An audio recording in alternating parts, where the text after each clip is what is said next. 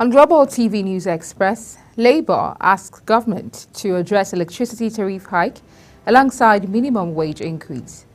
Nigeria loses 149 billion naira to one-day oil workers' strike. On the foreign scene, Indian Prime Minister Modi resigns, stays in office awaiting new government. And in sports, Fulham confirmed Tosin Adarabioyo to leave club ahead of Chelsea move. Hello and welcome to all our viewers in Nigeria and around the world to News Express on Global Television. We are live in the nation's capital, Abuja. I am Queen Agaba. The Nigerian Labour Congress and Trade Union Congress says the federal government should address the recent electricity tariff hike. NLC President Joe Ajaero said what the organized labor has done is to relax the strike action for 1 week. In a communique issued after a joint National Executive Council meeting of the unions, they said the demand for the reversal of electricity tariff hike back to 66 naira per kilowatt hour was part of the discussion, noting that they deliberated on the demand for the stoppage of the classification of electricity consumers into bands. Kaduna State House of Assembly has recommended that the immediate past governor of the state, Nasir El-Rufai, be prosecuted for alleged abuse of office and money laundering in his administration. This followed the investigation of the ad hoc committee set up by the House, led by Henry Zachariah. According to the report submitted by Zachariah, most of the loans obtained under El-Rufai's administration were not used for their intended purpose, and in some cases, due process was not followed in securing the loans. The House of Representatives has expressed its support for the legal action taken by the federal government against the 36 states of the Federation to enforce the autonomy of the local governments. This was as the Nigerian Union of Local Government Employees declared its readiness to aggressively mobilize local government branches to troop out en masse to loudly support the federal government in the push for local government autonomy. The federal government has approached the Supreme Court with a suit seeking to compel governors of the 36 states of the Federation to grant full autonomy to the local governments in their domains. The ruling All Progressives Congress has announced that the planned electronic registration of its members nationwide will officially be flagged off today by its national chairman, Abdullahi Ganduje. This was disclosed in a statement issued in Abuja by the National Publicity Secretary of the APC, Felix Morka. Morka made it known that Ganduje would be accompanied by 2 serving ministers in President Bola Tinubu's administration and party leaders to the opening ceremony of the Train the Trainer workshop slated for Abuja Continental Hotel in the Federal Capital Territory. The Minister of Defense, Mohammed Abubakar, has assured officers and men of the armed forces of President Bola Tinubu's administration's commitment to equipping and training them to enhance combat readiness against insurgency and terrorism. In a statement from the Federal Ministry of Information and National Orientation, the minister stated this when he visited the military operations theater in Katsina, addressing Operation Hadarin Daji at the 213 Forward Operating Base, Katsina. The minister acknowledged President Tinubu's significant successes in the fight against insurgency and related crimes. Regarding the recent incident involving the killing of soldiers in Abia State, the minister reassured the government's determination to bring the perpetrators to justice and prevent such incidents from happening again. The Deputy Inspector General of Police in charge of the Southwest, Biodun Alabi, has urged police officers in the discharge of their duties to always accord members of the public dignity and also respect human rights. Alabi made this known while addressing officers at the Ogun State Command of the Nigerian Police Force in Eleweran, Abeokuta, Ogun State, during his one-day working visit to the state. The police boss warned that the authorities would deal decisively with any officer found trampling on the rights of the people. The Police Service Commission has announced the approval and release of a list of 10,000 successful applicants for recruitment into the constable and specialist cadets of the Nigerian Police Force. The Commission noted that to ensure fairness and justice in the recruitment process, It worked with relevant stakeholders, including the Nigerian Police Force, the National Assembly, and the Federal Character Commission. It added that it ensured equity in the spread of successful candidates across the 774 local government areas of the country. Former President Goodluck Jonathan has expressed displeasure over the high rate of electoral litigation in the country. The former president stated this during the inauguration of Delta State High Court Complex in Asaba, the Delta State capital, where he called for an improvement in the judicial and electoral standards to address the increasing number of lawsuits by politicians who intend to manipulate the process after losing elections in the country. The Independent National Electoral Commission has extended the continuous voter registration exercise in Edo and Ondo states to June 9th. The Commission had earlier set June 5th, 2024 as the closing date for the registration exercise, which started on May 27th, 2024. During the period, INEC stated that the registration exercise recorded significant progress with 120,458 new voters registered.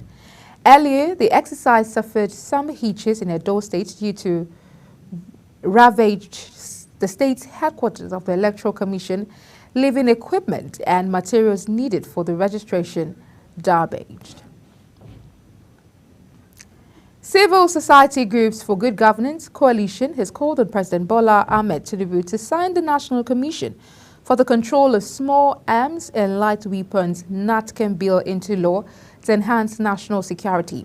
The coalition's president, Chief Ogaku Dominic, made the call in Abuja amidst growing concerns about national security and the proliferation of illegal firearms. He highlighted the devastating consequences of controlled weapons proliferation, which fuel violence, insecurity, and economic instability. You're watching the News Express, coming to you live from Nigeria's capital, Abuja. We're on Star Times, channel 276.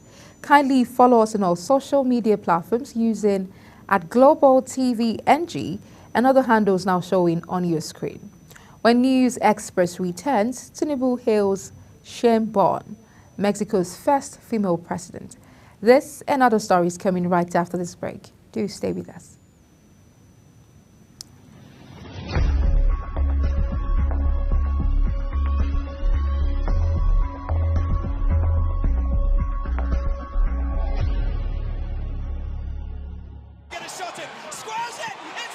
It's time for sports' biggest moments on Global Television. The headlines, scores, breaking news, and commentaries on sporty events. Talking with the biggest players, strikers, and about the slam dunks and goals, stunning saves, near misses, and upsets. Let's talk about the greatest home runs, comebacks, knockdowns, and victories. Talk sports with the king of sports, Anthony Momodu. Weekdays, 10 a.m. Don't miss out. Beautiful work from the wingers. With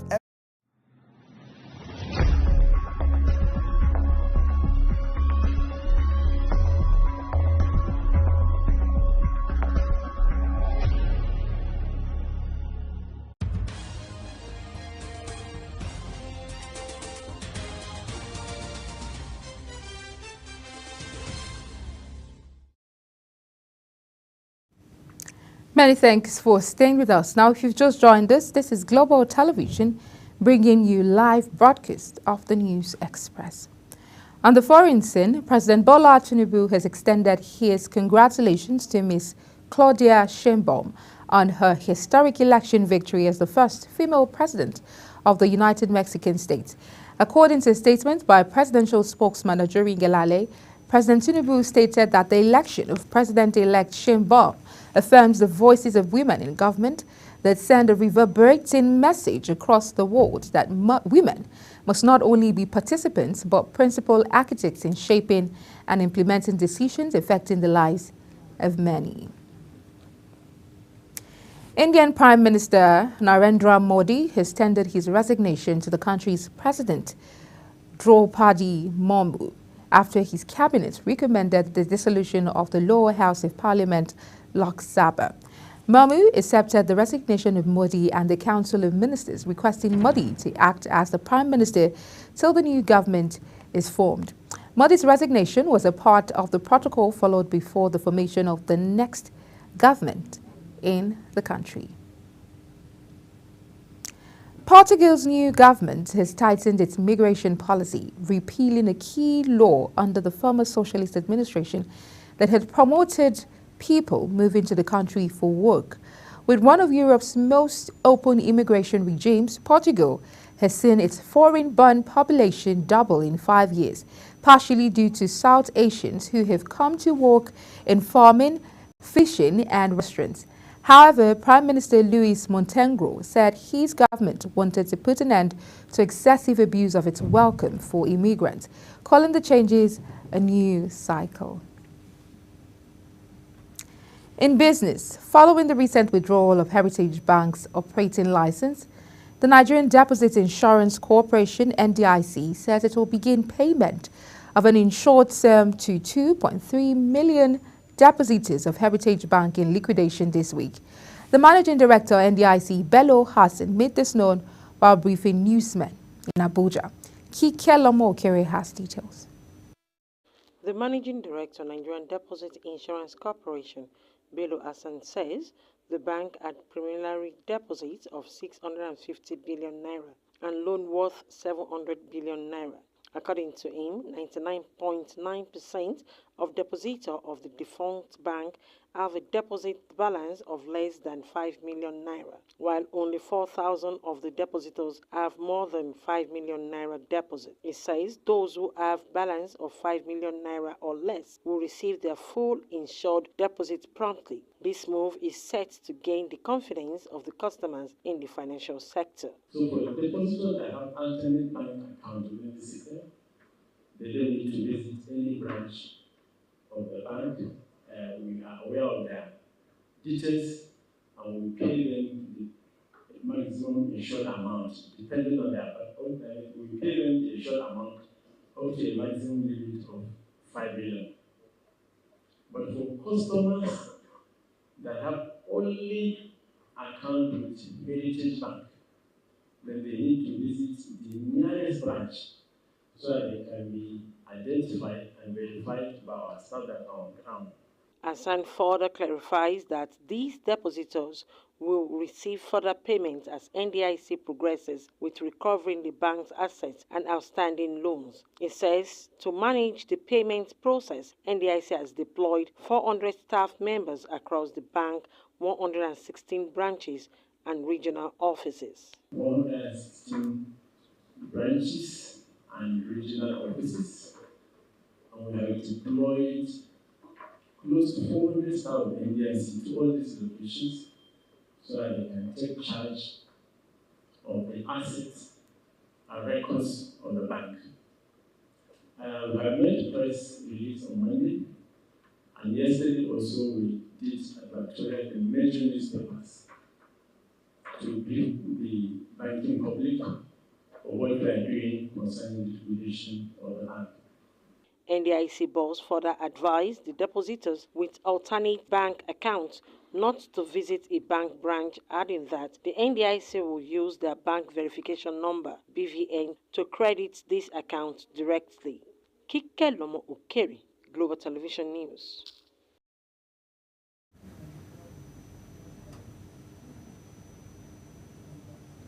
Nigeria has lost about 148.8 billion naira in oil revenue as a result of the industrial action embarked upon by the organized labor to protest against the 60,000 naira minimum wage proposal of the federal government.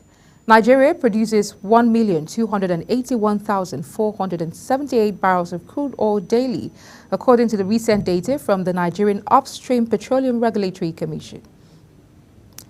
The federal government says Nigeria is set to reduce the importation of premium motor spirit, popularly called petrol, by about $4.4 billion annually by adopting the use of compressed natural gas. It announced this through the Presidential Compressed Natural Gas Initiative, adding that the target of government was to convert 1 million diesel and petrol-powered vehicles to start running on CNG. The coordinator, Regulations, Compliance and Facilitation, Zion Tambari, disclosed this in a presentation at the co-creation session of Nigeria Gas Vehicle Monitoring System in Abuja. He also revealed that the target of the federal government was to replace 20% of the current 50 million litres of petrol consumed daily across the country with CNG. The Nigerian Customs Service Western Marine Command has ended over 17 sacks of cannabis sativa containing 1,257 parcels worth 96 million naira intercepted along Bar Beach in Lagos State to the National Drug Law Enforcement Agency.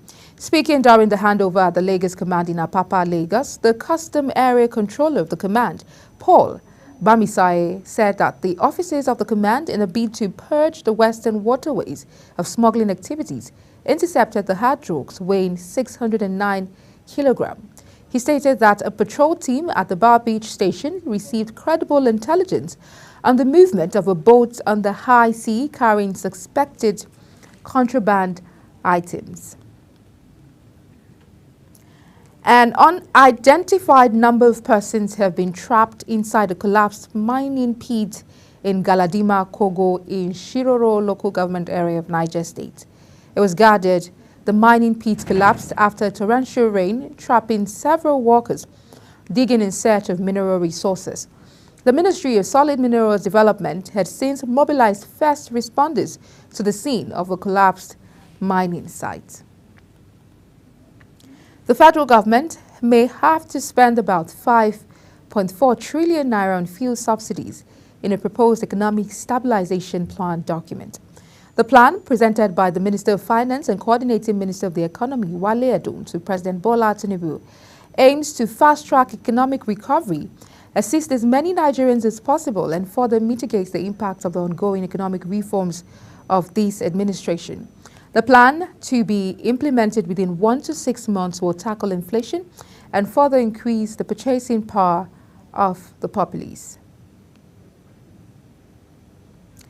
In sports, Lilian Uday etched her name in cricket folklore at the ongoing 2024 Kwibuka Women's T20I tournament in Rwanda, producing the third all-time best bowling figures for an innings with a phenomenal bowling of 6 wickets for just 7 runs in 4 overs, which earned Nigeria a 32-run win over host and arch rivals Rwanda. In the thrilling continuation of the rivalry, Nigeria secured another win over Rwanda for their 3rd win of the tournament, taking them level on 6 points with Test nation Zimbabwe ahead of their meeting as the race for the top 2 position intensifies. Fulham have confirmed the departure of Tosin Adarabioyo ahead of a proposed move to rival Chelsea. The 26-year-old is one of 11 players confirmed by the Cottagers that will be departing this summer ahead of next season.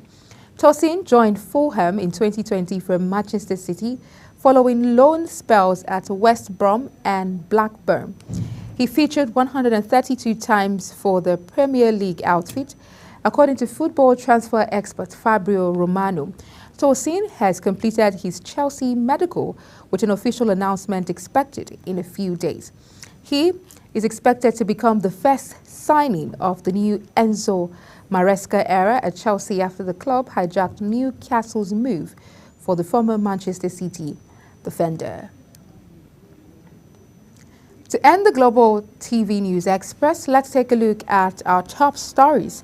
Labour asks government to address electricity tariff hike alongside minimum wage increase. Nigeria loses 149 billion naira to one-day oil workers' strike. On foreign scene, Indian Prime Minister Modi resigns, stays in office awaiting new government. In sports, Fulham confirmed Tosin Adarabioyo to leave club ahead of Chelsea's move. That's it on News Express, and it came to you live from Nigeria's capital, Abuja.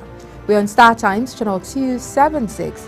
Kindly follow us on all social media platforms using @GlobalTVNG and other handles now showing on your screen. I'm Queen Agaba. Thank you for watching and see you again.